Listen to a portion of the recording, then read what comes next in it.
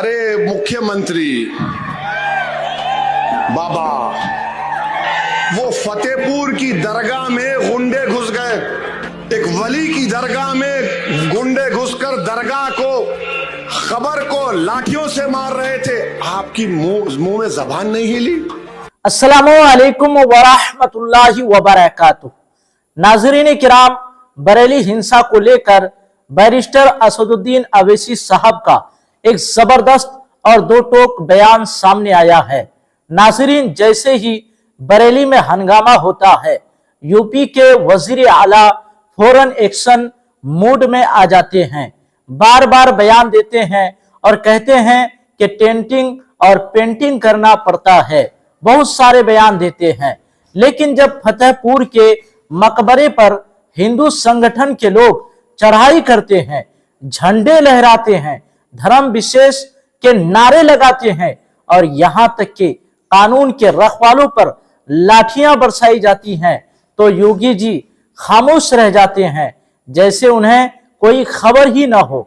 इसी मामले पर अवैसी साहब ने एक जबरदस्त बयान दिया है।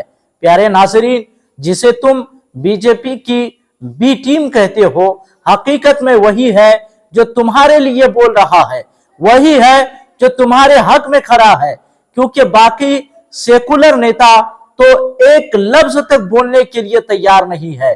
तेजस्वी साहब से आई लव मोहम्मद सल्लल्लाहु अलैहि वसल्लम के पोस्टर को लेकर के सवाल किया गया, तो वो कह रहे हैं मेरा ध्यान बिहार में है।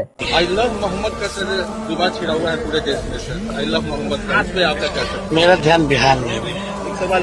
कांग्रेस के नेता राहुल गांधी तो ट्वीट भी नहीं करते हैं।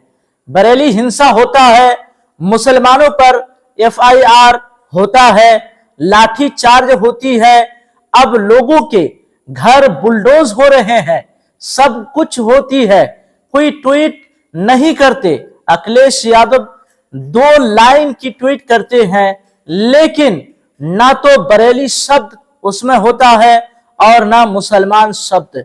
नाज़रीन, अब आप खुद फैसला कीजिए कि कौन आपके लिए बोल रहा है, कौन आपकी आवाज बुलंद करता है और कौन खामोश तमाशाई बना हुआ है। आइए सुनते हैं अवैसी साहब का ये मुकम्मल बयान। उत्तर प्रदेश के मुख्यमंत्री, बरेली के वाकया हुआ, बरेली का वाकया हुआ तो बोले हम सिखा दिए वो करे। अरे मुख्यमंत्री बाबा,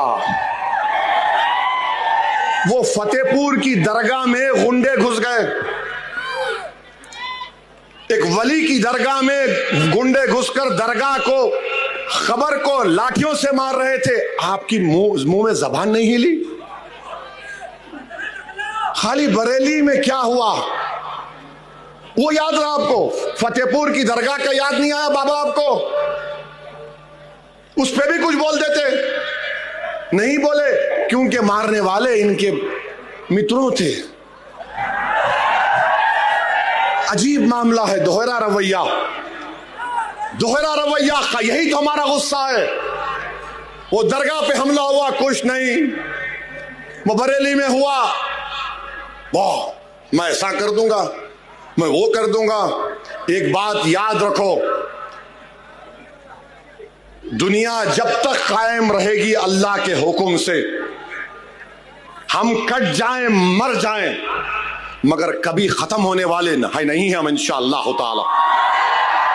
हम कट जाएंगे, तुम्हारी गोलियों का शिकार हो जाएंगे, तुम्हारे तशद्दुद की वजह से हमारे घर बार जल जाएंगे, मगर खत्म होने वाले नहीं है, याद रखो। अगर खत्म हो जाते तो फिर करबला के लोग अब तक जिंदा हैं,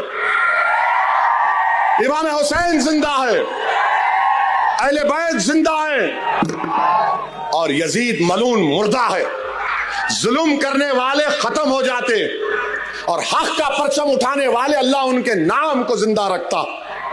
तो आपको और हमको डरने की जरूरत नहीं है।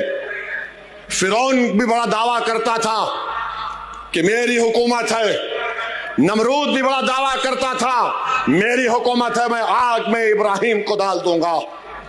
दुनिया ने देख लिया कि नमरूद की हुकूमत खत्म हुई, फिरौन की हुकूमत खत्म हुई, यजीद पलीत खत्म हो गया। ये जुल्म करने वालों की थोड़े दिन बाकी है, अल्लाह जानता।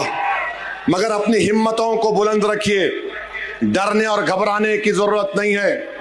नाजरीन किराम, आपने बैरिस्टर असदुद्दीन अवैसी साहब का मुकम्मल बयान सुन लिया।